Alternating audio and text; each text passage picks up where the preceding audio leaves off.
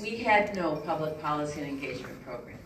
And I was hired, my job was to help the foundation figure out how to help communities take charge of their future and impact the systems that impact them. And that's a pretty good thumbnail description about why we're working on broadband here today. Because we recognize, as you do I think, that broadband is absolutely critical to everything else that we care about in our communities and in our state. Communities understand more and more that broadband-dependent economies demand being connected, and that if you're not connected, you're literally going dark. And as Lisa reminded us this morning, certainly can't participate in our society or our democracy.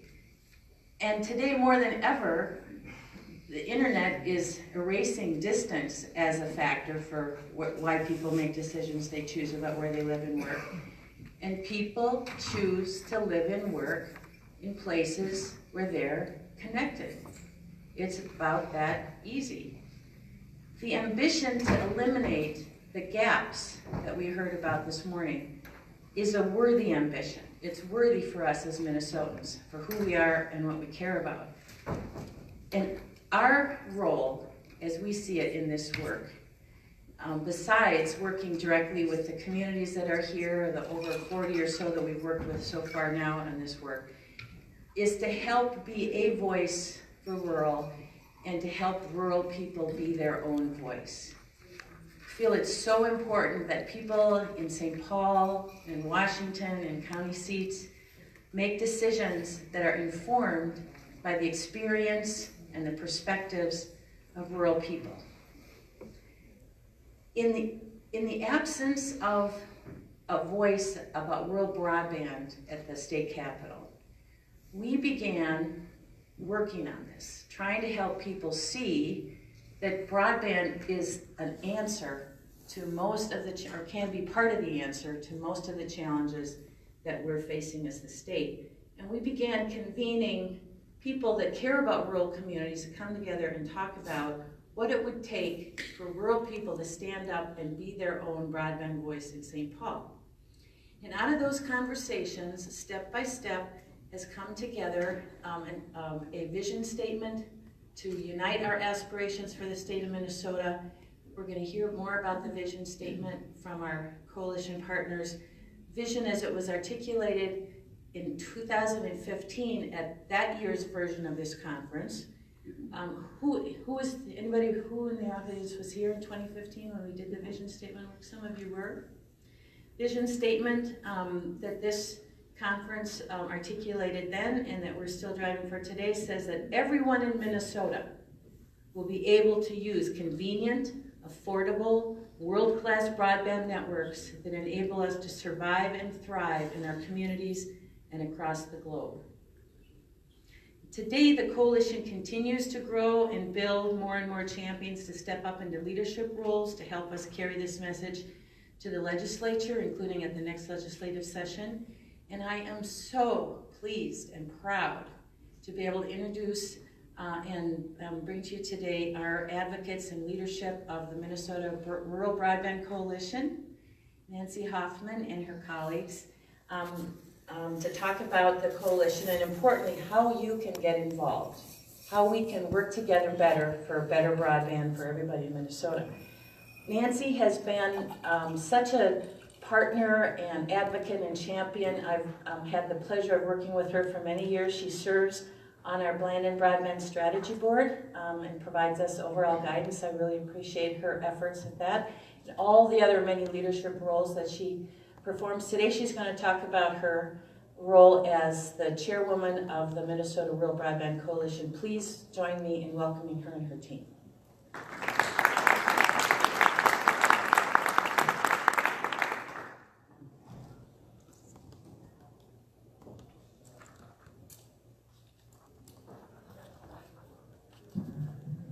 Good afternoon. Good afternoon. Actually, I think the team is going to talk a lot more about broadband today. I was just going to do a little introduction how the Minnesota Rural Broadband Coalition formed. And then we're going to talk about the legislative session from last year, as well as some of the policies that we are promoting to the Governor's Broadband Task Force, and then where are we going for 2018 and how you might be able to participate with us. This is the broadband statement that Bernadine just mentioned. This got me thinking, last week at this Broadband Strategy Board, somebody said it was their 14th year for this conference, and I think I've been to at least 10 out of the 14, and not that I wasn't there 14 years ago, and I know some of you've been there too. I recognize a lot of faces for many years. But yes, in 2015, this vision statement was created with the help throughout the 2-day conference of everybody that participated in the conference. Blandon then convened folks from just about any kind of industry you could think of that also need broadband, and it is just about any industry that you can think of. There were representatives from healthcare, education, business, agriculture, unions, you name it, and there were representatives there. We all have that common need for broadband, maybe for different applications, but we all need good broadband, and we need our customers or our clients to also have good broadband in order to get work done. One thing we really wanted to do, though, was to make this a bipartisan effort. We need both sides of the aisle. So as time went on and the coalition built and we were getting the vision statement out, we then had 80 people that had signed on to the vision statement and were part of the Minnesota Rural Broadband Coalition. I know that's a lot of names, but if you look through there, you can probably pull out a few of them, a lot of individual counties, large associations, the unions, the businesses, and those other industries that I had mentioned before. So in 2017, we realized that the legislators weren't hearing us. We thought we were doing a great job of, Blandon sponsored a beautiful day at the Capitol. We thought we did a great job of getting out and talking to all our legislators and leaving them information, and many members were talking with them at other times about broadband, but when it came down to the end of the session, they just weren't really hearing us, and they told us straight out that we didn't hear you last year. Where were you? We thought we were doing such a good job. But what we had found was all the organizations that are there were there also for other reasons, and they were focused on their other reasons. So we realized that we need a lobbyist. We need somebody that's there till the end that can follow through and make sure that we are heard right up until the end of the session. So in 2018, we hired a consultant from Conservative Strategies that helped us, did a great job, learned about broadband very well herself, and was able to tell our story. We'll hear more about the legislative session in just a moment. We did know it wasn't a budget year, but we still wanted to get the word out there and make sure they were hearing us. And here is our message. We were asking that the border-to-border broadband grant be funded with $51.48 million. And we wanted to have the 2026 broadband speeds of 100 megabits per second download and 20 megabits upload. We don't want to be seeing 25/3 funded. We want long-term, we want long-lasting broadband. How we came up with that number was from the Governor's Broadband Task Force. They had determined that it would take $71.46 million per biennium, and I think it was for a 5 or 6 year period, or five or six biennium period, thank you, in order to get there. In 2017, they did get $20 million, so we took the $20 million off and went for the 51. Now Nathan is going to talk about the legislative session. Nathan comes to us from Conservation Strategies, I'm sorry. A subtle difference, but important. Yeah, and he works very closely with Judy Erickson, who is the lobbyist that we had hired, and so he can give you details about the session. As she said, I'm Nathan Zacharias. I'm a policy associate, is this on? Yes. With Conservation Strategies and one of the lobbyists for the Rural Broadband Coalition. Like Nancy said, heading into the 2018 legislative session, the Rural Broadband Coalition identified $51.48 million in funding needs for the current biennium for the border-to-border grant program.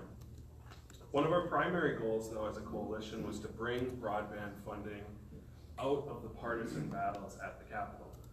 In years past, the DFL would have a bill, Republicans would have a separate bill, and the issue would be used as a political football during the end of session negotiations. Since Republicans controlled the House and Senate this year, we approached Representative Sandy Lehman and Senator Mark Curran to be chief authors on a bill for $51.48 million, with the understanding that there would be one bill in the House and one bill in the Senate. To further strengthen the bill, we added Representative Rob Eklund and Senator Eric Simonson as DFL lead co-authors. In the House, we had a total of 30 bipartisan co-authors, and the Senate limits the number of co-authors you can have on a bill, but we did have the full 5 spots filled with bipartisan senators.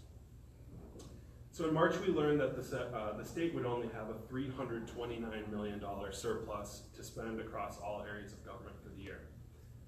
Many legislators and Capitol observers believe the surplus would be closer to $1 billion, which would leave much more room to fund additional programs like the Broadband Grant Program. Because of the low surplus, we knew the full $51.48 million in funding was unlikely to be included in the final omnibus spending bill, but we were still hopeful that we could get some additional funding. Despite the setback, we made sure the broadband funding bill moved through the committee process and was heard by the Senate and House Jobs Committees. From there, it was up to the Senate Finance and House Ways and Means Committees to decide how much funding the grant program would receive.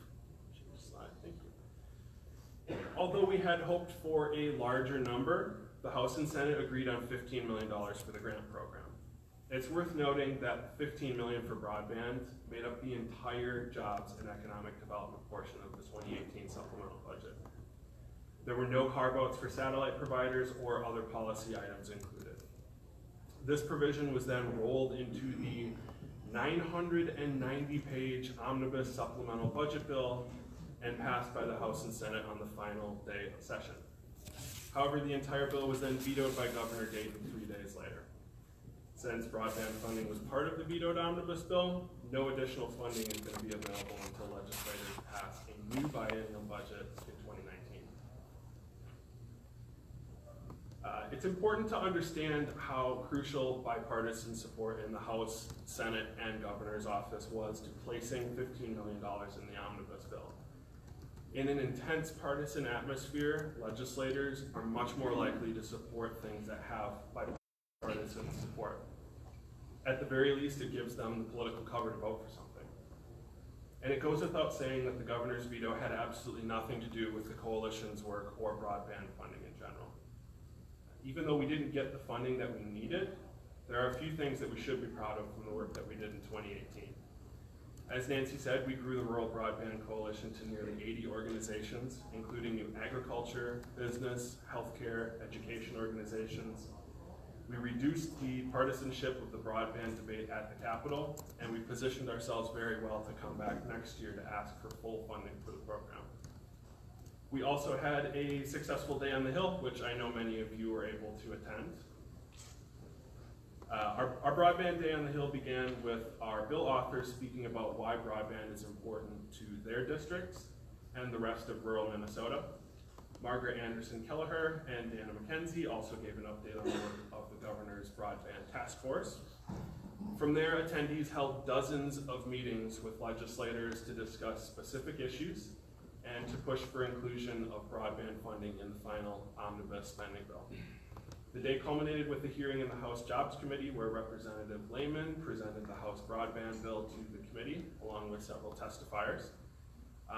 Again, there's a lot that the coalition and advocates should be proud of, and I'll speak a little bit more about what we can expect from the 2019 session in just a little bit. Okay. And next we have Vince Robinson. He's with Lincoln County, my counterpart. He's been a great team member. He's really dove in and got some work done for the Broadband Coalition, and he'll talk about what we recommended to the Governor's Broadband Task Force, as well as some of the things that we're moving forward on with the Minnesota Broadband Coalition. All right. I can't sit and talk, sorry. Okay, here's the deal. Everybody get up. If you're able to get up, stand up. Please. Okay, now, I want you to reach down towards your toes. Stretch down, everybody. Come on. Now stretch up, up. Now put your hands down your side, shake. Put them out, shake. All right, why are we doing this? Because this is hard work, right? We can't do this sitting down. This takes a lot to get funding. You can go ahead and sit. But here's the deal. If we're going to make this happen, if we're going to find support for what we want to accomplish, we got to reach down to the people in our communities, right? We got to get them involved. We got to reach up to the legislators, to the providers, to those people who can make an impact. We got to shake every bush we can shake, right, out there in order to make this happen for our entire state. Now, I know some of you have already received funding from the Border to Border Grant Fund. If you haven't, I did this yesterday. If you want to, raise your hand. And if you've received support from the Office of Broadband Development, raise your hand. Pretty much everybody in the room has been impacted already by the work that Dana and her department have done, and by the Border to Border Grant Program. And if you haven't been impacted yet, you have neighbors who have, which are laying the groundwork for further enhancement of the system when we get it built out, right? Because it doesn't do any good for any of us to have our county with full coverage when the county next to us doesn't have coverage, right? That doesn't help in the broad scheme of our state economy. So we have to avoid the weakest link. We have to get everybody on board. So the coalition recognized that and provided some input to the Governor's Broadband Task Force. So our recommendations to the task force were, number one, continue the task force, right? We have going to have a new governor coming in. What's going to happen to the task force? Is the new governor going to feel compelled to have a governor's task force? We certainly hope so, because that group has done a lot of work to lay the groundwork for some of the recommendations that we made to the legislature, and some of the work on policy issues surrounding broadband implementation in the state. I know we have at least a couple of current or past Governor's Broadband Task Force members here. Could you raise your hand if you've been on that? Thank you. Thank you for the work that you've done. We greatly appreciate it.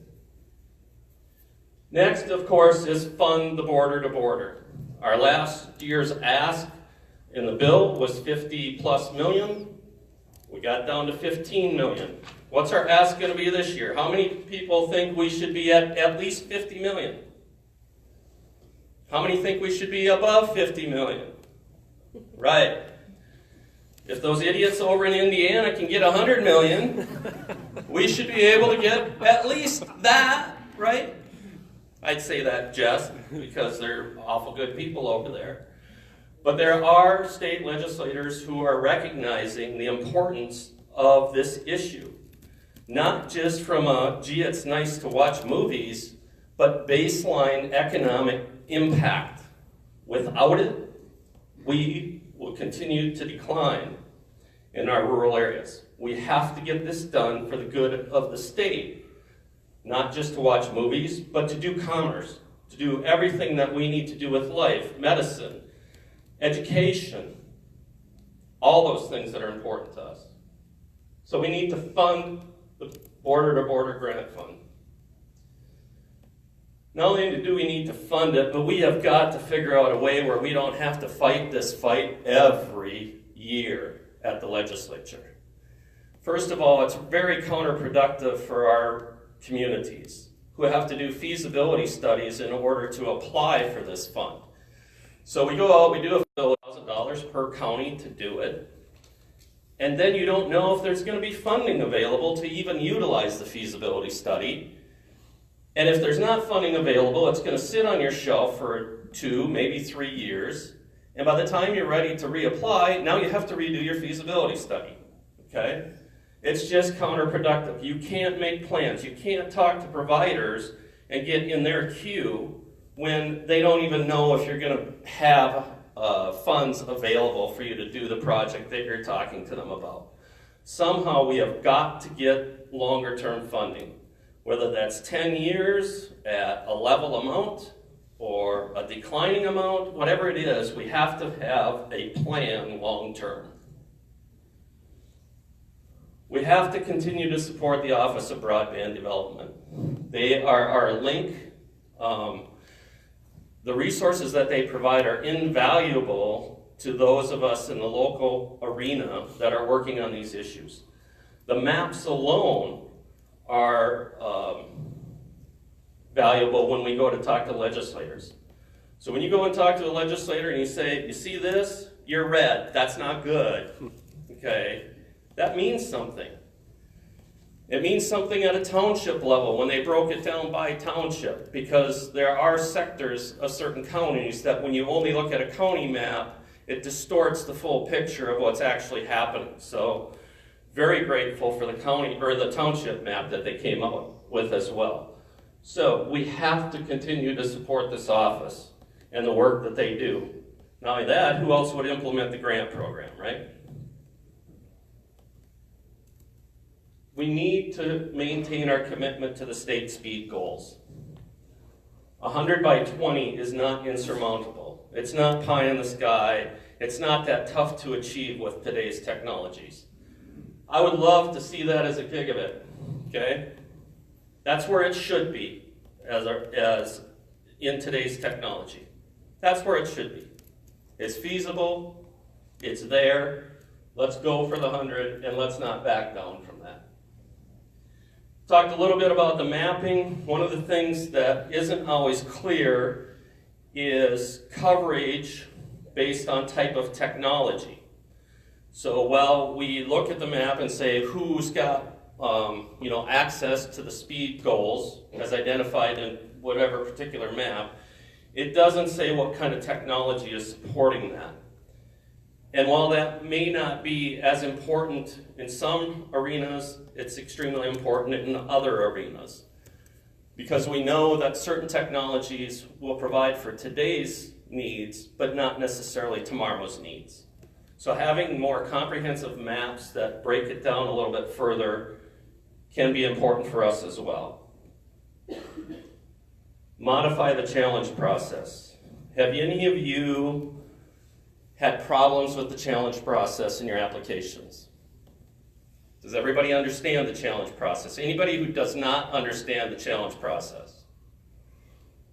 Okay, so for your benefit, the challenge process is when you apply for grant funds from the state of Minnesota, you have to notify the incumbents that you are applying. The incumbents then have the opportunity to challenge your application, saying, wait a minute, we're going to provide a service that will meet the state speed goals as identified.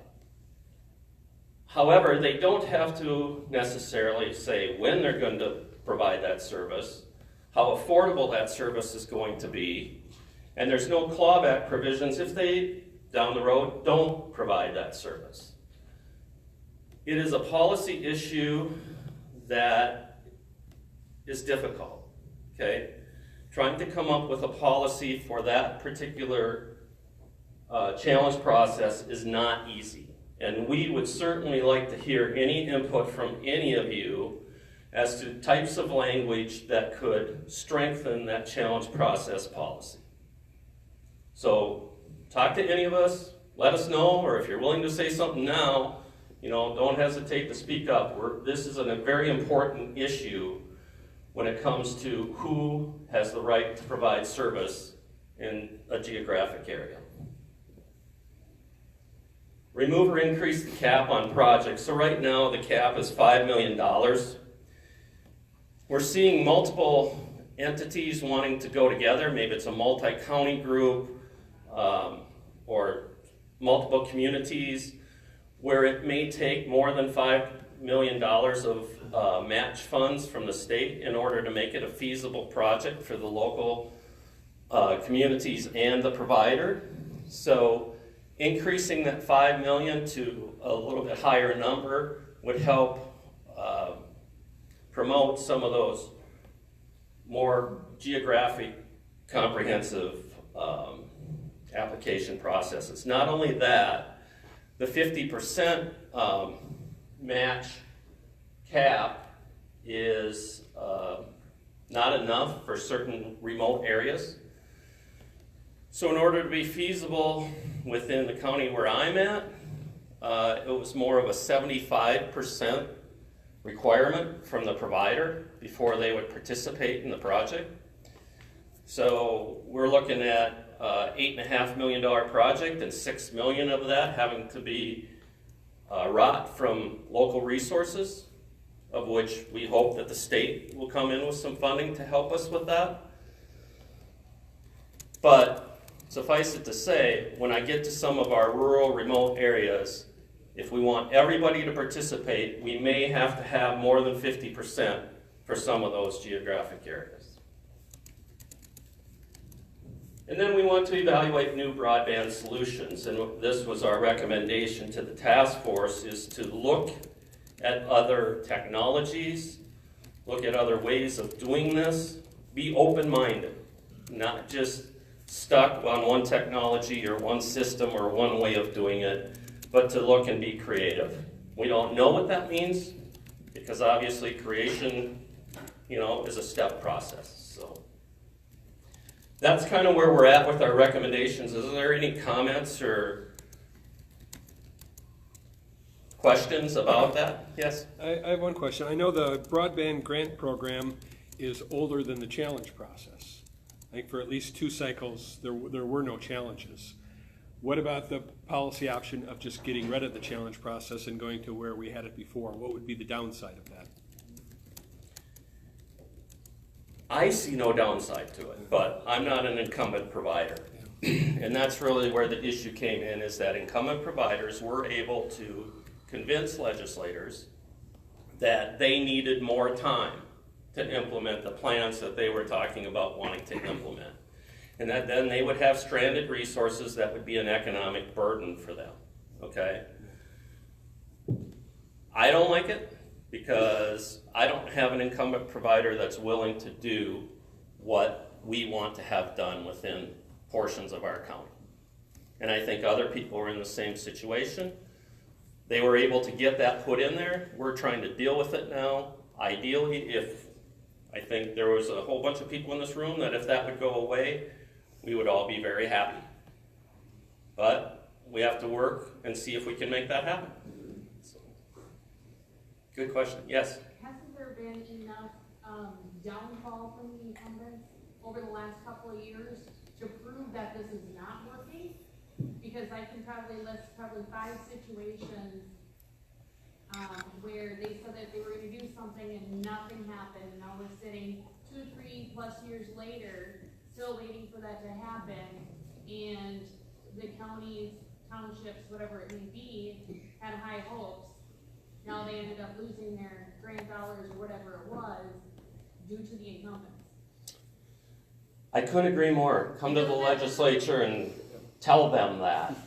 What the incumbents will say is that it takes longer than that for them to get their plans together and their funding and to implement what they said that they were going to implement. So 2 to 3 years for them is not necessarily going to be a long period of time. For those of us who don't have service, every day is a long period of time. Okay? So I agree with that. But with the grant process, if we receive the grant dollars, we only have so many months to get that project completed. So why is there not a timeline on for them? If they're gonna say, no, you guys can't do it, I'm gonna go ahead and do something similar to that, why do they have an open ending and we don't? It's a very good question. And those are the very things that we're trying to address in a policy platform. So last year, our platform was fund the fund. We didn't want to get into the policy issues. It was not a bonding year. It was a budget year. It was a bonding year. It wasn't a long session. It was a short session. We didn't want to get into that. We needed to get money in the fund. There was a surplus. We felt we had an opportunity. Now we need to revisit these policy issues, and we need to decide if that's going to be a part of our platform going forward or not. So, of course, Fund the Fund is going to be in our platform. Of course, Fund the Office of Broadband Development will be in our platform. These policy things, we definitely want to hear from you all about these thought processes on these policies and whether we feel that there's an opportunity to impact the policies or not at the legislature. Please talk to us, talk to your local legislator about whether they'll support policy changes as well. We have to get it to the leadership of the House and the Senate. As Nathan said, we're not exactly sure how that's going to play out yet. He's going to talk about that a little bit more, briefly here. So, Alex. You mentioned that the providers wanted time and because of money and finance involved for infrastructure. Has any studies been made on what it's costing the communities that don't have it? We know how much they claim for financing the project. How much are we losing because they're not doing it? That could be a very extensive study. Right, so you and I sat in the same session this morning where they were talking about return on investment. If you do invest in broadband, that's a very good question. What are we foregoing? What are the opportunity costs if they're not there? And I have had legislators whose offices I've sat in say, well, show me a business that we've lost because we didn't have, broadband. Show me that business. I'm like, I can't show you the business that we don't have because we don't have broadband, okay? Because they're not coming if that's what they're relying on. It's a real circular argument when you get into that. And I can tell you that I know people who have not moved to rural areas because broadband was not available. I can tell you businesses that have not expanded. And Blandon has some testimonials on their website, and other places have lots of testimonials that will attest to that fact, that it does cost us real money by not doing this. Good question. Any other comments on the recommendations to the Governor's Task Force? Keep it up. We're trying. All right, so where are we at now? From a coalition standpoint, we had some hard decisions that had to be made over the course of the last year. So at the end of the last legislative session, Blandon, as a foundation, had received some feedback, and they've continually had this feedback that they were out picking winners and losers in this whole broadband game, and that, they were against incumbent providers, and it wasn't necessarily good for a foundation to be put in a spotlight like that. So the Blandon Foundation decided that they needed to revisit their role as it related to the Rural Minnesota Broadband Coalition. And as a result, they said that they would continue to support the activities, but they had to step back from such an intensive administrative role and kind of let the coalition stand more on its own and without as much support from Blandon particularly by name. So, they threw it out to the coalition members. Is it worth keeping the coalition or not? If it is, come up with some strategies on how to move forward. A group of us met in July to discuss that very thing. It was unanimous around the table that the coalition was important, that we needed to continue this work. And as a result, there was kind of a steering committee of the coalition that was put together to talk about how we might redefine the roles and objectives and administrative work with the coalition. As a result, it was decided that, number one, we needed to have a lobbyist. Nancy talked about that. We have to have somebody at the legislature that can apprise us of what's going on, that can be at committee meetings, that can be meeting with leadership people in both the House and Senate. We needed to have that voice there on a consistent basis, because those of us as volunteers to the coalition have our own work that we need to do. And running to the Capitol to take care of every fire that needs to be put out is not in my job description.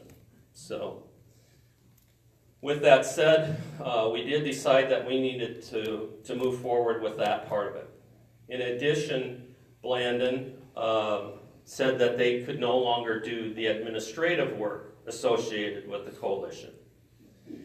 And let me tell you, there's a couple people in this room that did a tremendous amount of work for the coalition in coordinating activities, in calling meetings, organizing meetings, in doing website and outreach and everything else. And right now, if I could have Bill and Ann and Bernadine stand up, please. And Mary, yes, and Mary. Where's Mary?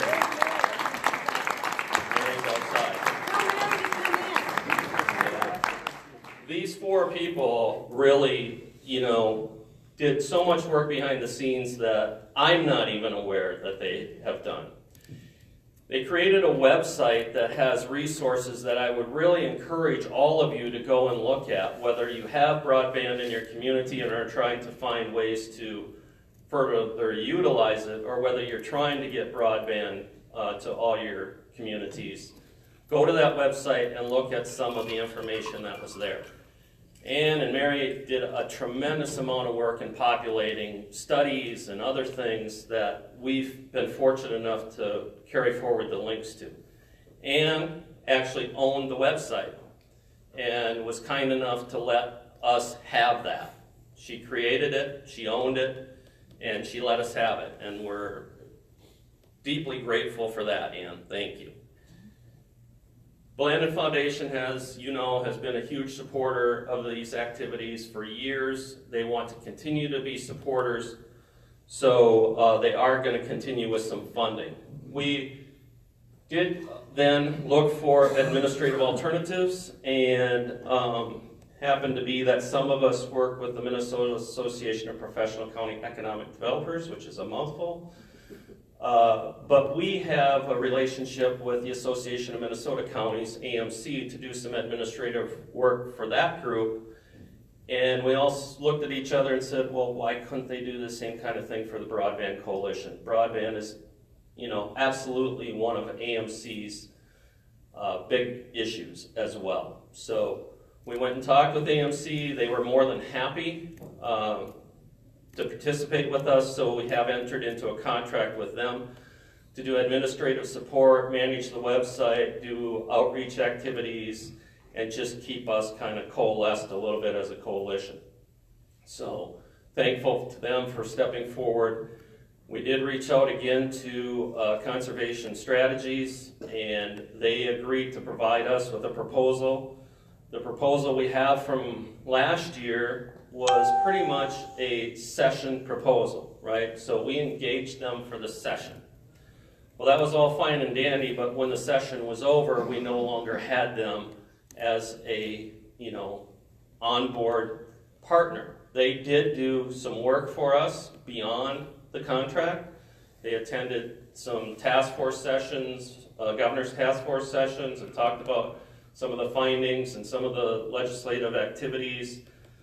They attended some other things on our behalf as well, so we're deeply grateful for what they did there.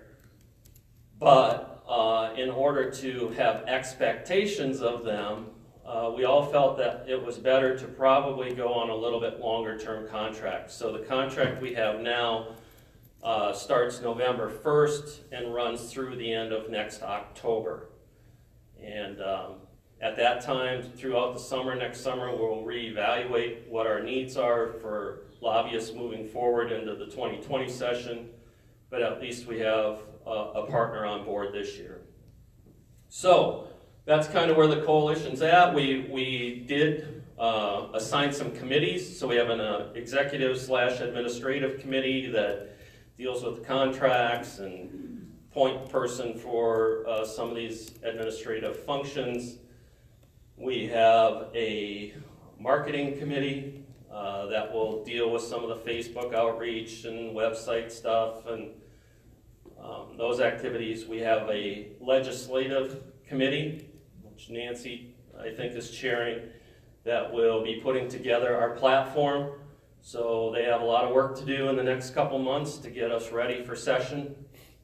And then we have the ever popular fundraising finance committee that everybody, as you can imagine, volunteered for. So, yeah, not really.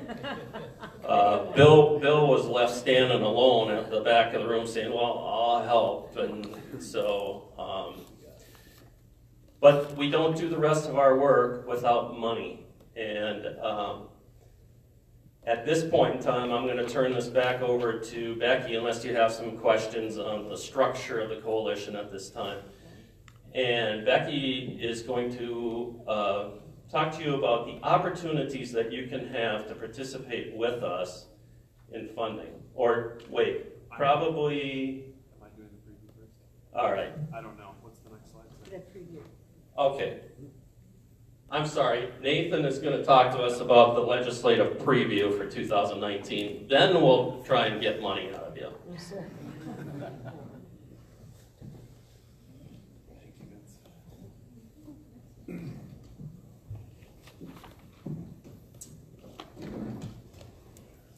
So when legislators gavel in the 2019 legislative session, we will either have full GOP control of the government, full DFL control of the government, or most likely some kind of divided control. But thanks to our efforts last session, we're going to be prepared to work with whichever party is in power. Both candidates for governor have made statements on the Border to Border program. Tim Walz has pledged $300 million in funding for the program. And although Jeff Johnson hasn't given an exact dollar figure, he has said that he's committed to meeting the 2026 speed goals and is supportive of the grant program as well. Obviously, asking for funding is always easier in a DFL-controlled government.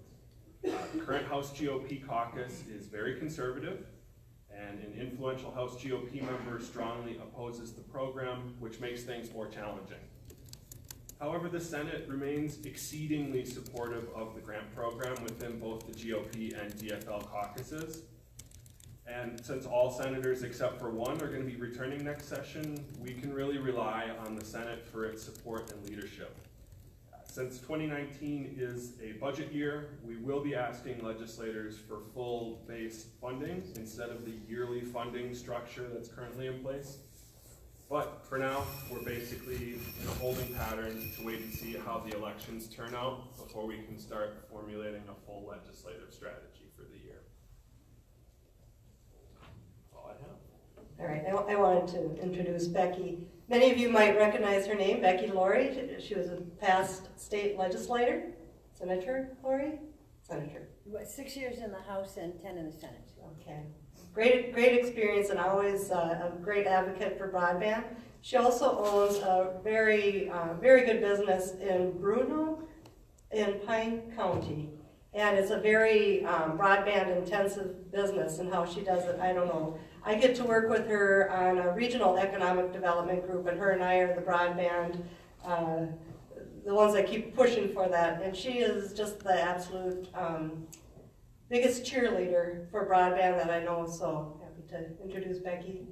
I will say before she gets started that I told her that I was going to go unlock the doors, and it was her job to get a pledge out of every one of you before you left today. So that's her task. Well, actually, am I talking too close to the mic? Is this okay?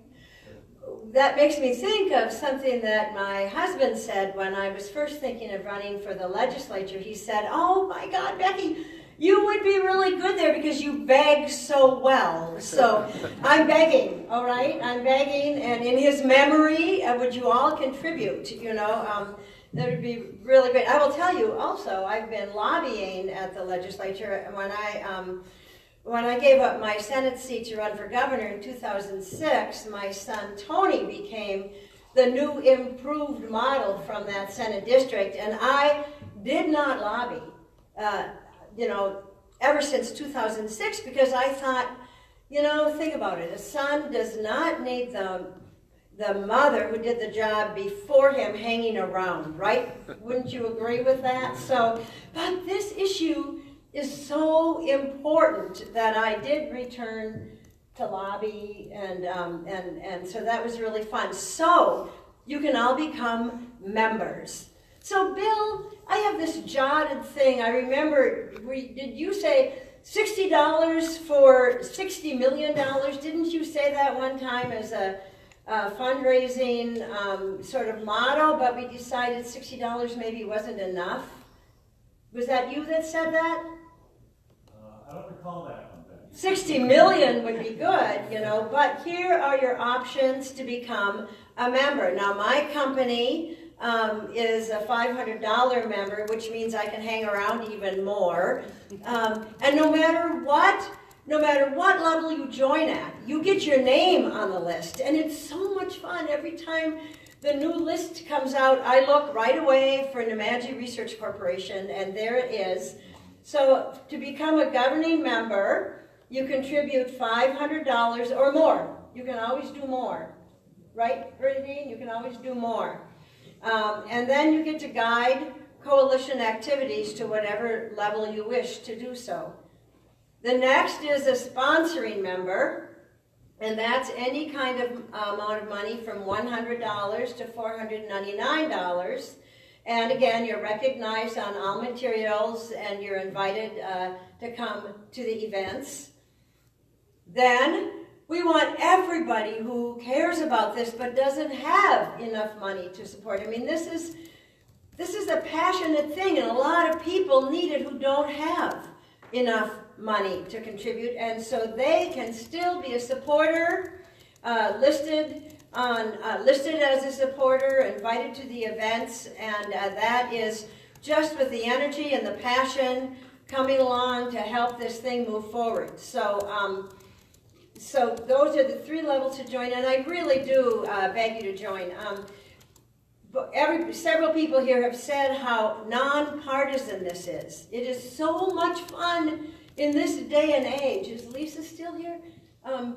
It's so much fun in this day and age to be fighting on something that everyone agrees is necessary, to be fighting together on something that is nonpartisan. And I don't know, I've just learned so much at this conference that I actually believe that other entities can come together. For instance, the telecom cooperatives like CTC and Mille Lacs Electric Cooperative, and that presentation they gave yesterday is so exciting. I believe that they can bond with the family-owned telecommunication entities such as SCI, and I can believe they can bond with the incumbents. I think that the incumbents are going to be inspired about the passion and the need that they see, and it wouldn't be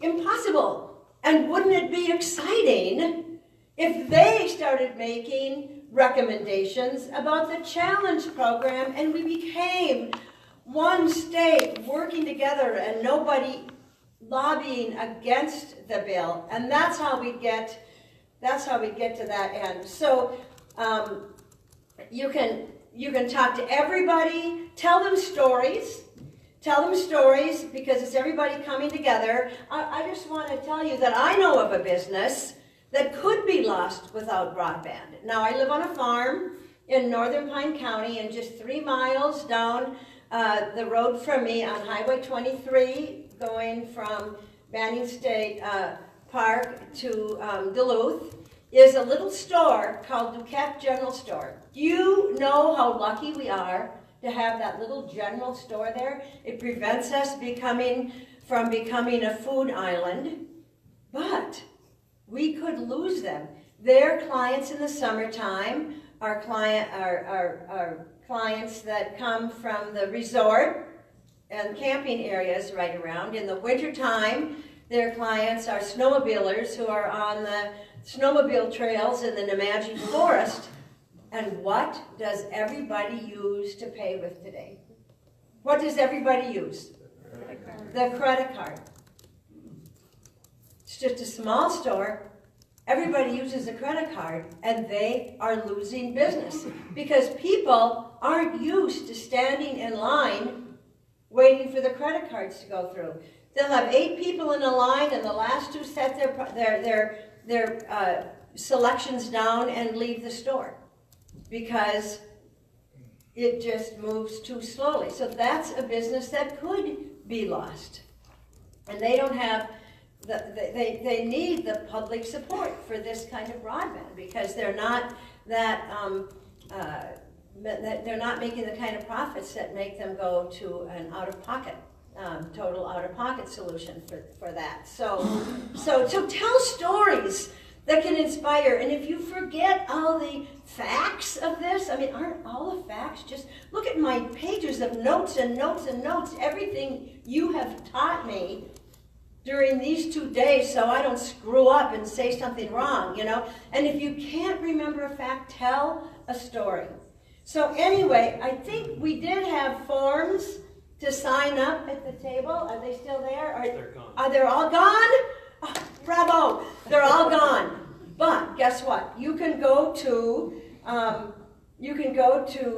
www. It's really easy. Every one of you can memorize this, I know.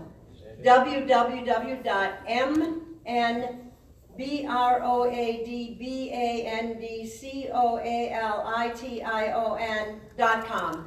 MenBroadbandCoalition.com. You can go there, you can get all this information, you can sign up, and what is so easy is that I just used this to send into this new website, to send it to all the people I've been talking to, and that was sort of easy because I just sat on my access to broadband and sent this website to all the people that up till we got this website, I've been saying, I'm going to send you something, I'm going to send you a form, here's how you do it. I'm done.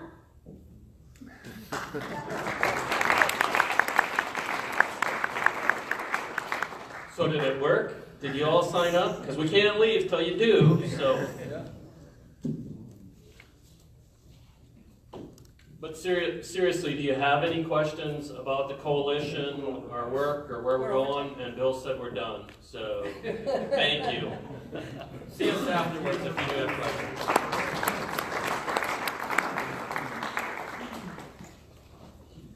There's a typo on the website on that last slide. On the slide or on the last slide where it talks about MinnesotaBroadband.com. Broadband Coalition, the word coalition is spelled wrong. Oh. I don't know who takes care of that. I can take care of it, post on the web, but they'll. They just told me what we're going to do next is you. get a broadband tote bag for people.